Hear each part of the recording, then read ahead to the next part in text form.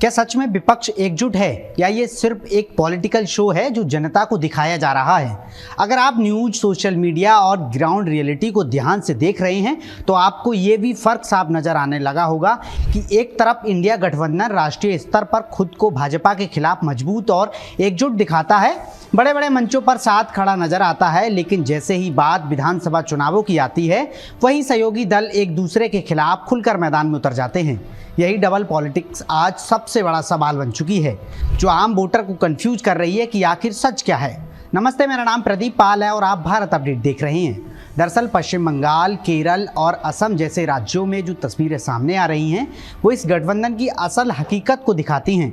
बंगाल में कांग्रेस, टीएमसी और लेफ्ट, ये तीनों पार्टियां जो केंद्र में एक साथ दिखती हैं, राज्य में एक दूसरे के खिलाफ चुनाव लड़ रही हैं और एक दूसरे पर जमकर हमले कर रही हैं। चुनावी मंचों से लेकर रैलियों तक शब्दों की जंग खुलकर देखने को मिल रही है। और सबसे दिलचस्प बात यह है कि कई बड़े नेता जैसे तेजस्वी यादव, अखिलेश यादव और हेमंत सोरेन ममता बनर्जी के समर्थन में नजर आते हैं, जबकि कांग्रेस अलग लाइन पकड़कर चल रही है। यानी गठबंधन एक है लेकिन ग्राउंड पर हर पार्टी अपनी अलग राजनीति खेल रही है। अब अगर केरल की बात करें तो यहाँ भी कहानी कुछ अलग नहीं है। हाल ही में बिहार में कांग्रेस के साथ मिलकर चुनाव लड़ने वाले तेजस्वी यादव अब केरल में कांग्रेस के खिलाफ लेफ्ट के लिए प्रचार करते नजर आ रहे हैं। सोचिए, जो नेता कुछ समय पहले तक एक साथ मंच साझा कर रहे थे वही अब एक दूसरे के खिलाफ वोट मांग रहे हैं। ये बदलाव सिर्फ रणनीति है या फिर गठबंधन की कमजोर कड़ी? ये सवाल अब लोगों के बीच चर्चा का विषय बन चुका है। असम में भी स्थिति कुछ ऐसी नजर आती है।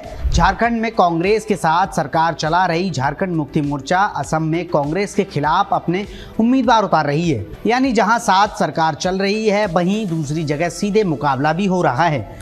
और ये तब हो रहा है जब कांग्रेस के बड़े नेता खुद जाकर जेएमएम से समर्थन मांग चुके हैं। इससे साफ समझ आता है कि राज्यों की राजनीति में हर पार्टी अपनी ताकत को सबसे ऊपर रखती है, चाहे गठबंधन की बात कुछ भी क्यों ना हो।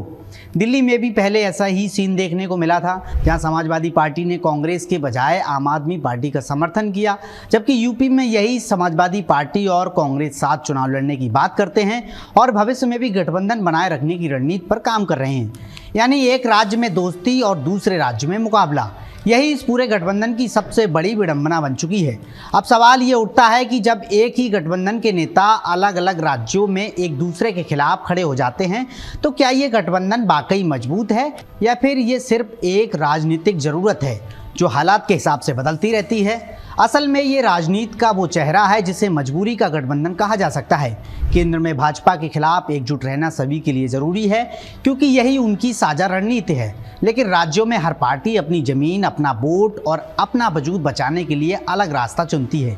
यही वजह है कि संसद में ये दल एक साथ नजर आते हैं, लेकिन जैसे ही चुनावी मैदान बदलता है रिश्तों के समीकरण भी बदल जाते हैं। कांग्रेस के लिए स्थिति सबसे ज़्यादा चुनौतीपूर्ण बनती जा रही है क्योंकि उसे क्षेत्रीय दलों के साथ भी रहना है और उन्हीं के खिलाफ भी लड़ना है।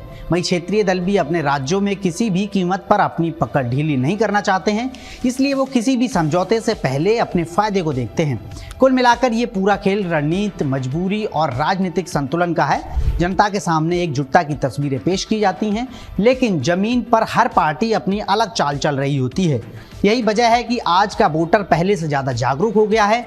वो सिर्फ भाषणों और गठबंधन के नाम पर भरोसा नहीं करता है, बल्कि ये देखने की कोशिश करता है कि असल में कौन किसके साथ खड़ा है।